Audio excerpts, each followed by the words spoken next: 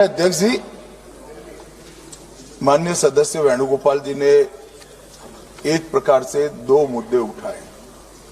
एक मुद्दा टेक्निकल है कि जो संविधान संशोधन होता है इसमें गण की आपूर्ति अलग होती है और जो कानून होता है उसमें गण की आपूर्ति अलग होती है। सदन के बहुमत के जो रूल्स है, जो नियम बने हैं, वो अलग अलग है, इसलिए इस पर साथ में विचार नहीं हो सकता। और दूसरा कि जब डिबेट होती है तब संविधान संशोधन पर डिबेट अलग होना चाहिए और बिल पर अलग डिबेट होना चाहिए। माननीय अध्यक्ष जी, ये जो 3 बिल, एक संविधान संशोधन और 2 बिल सदन के सामने अभी प्रस्तुत किए हैं, उसमें से संविधान संशोधन करने के बाद महिला आरक्षण को लॉजिकल एंड ले जाने के लिए ये 2 कानून जरूरी है, इसलिए 2 कानून साथ में लाए गए। एक प्रकार से संविधान संशोधन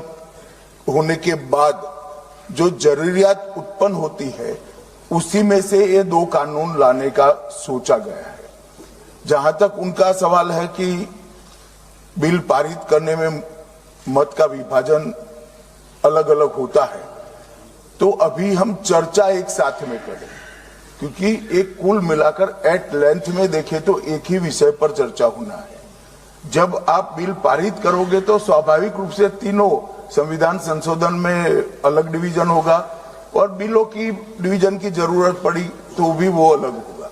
तो इसमें किसी भी प्रकार के औचित्य का भंग नहीं है और कई बार ऐसा हो चुका है, कई बार ऐसा हो चुका है। जैसे नारी शक्ति वंदन अधिनियम में भी ये तीनों बिल एक साथ ही आए थे पर इसी सदन ने उनकी सहमति से पास किया, मगर आज सुबह वो विरोध करने का तय कर आए मीटिंग में, इसलिए हर चीज में विरोध ही किए जा रहे हैं।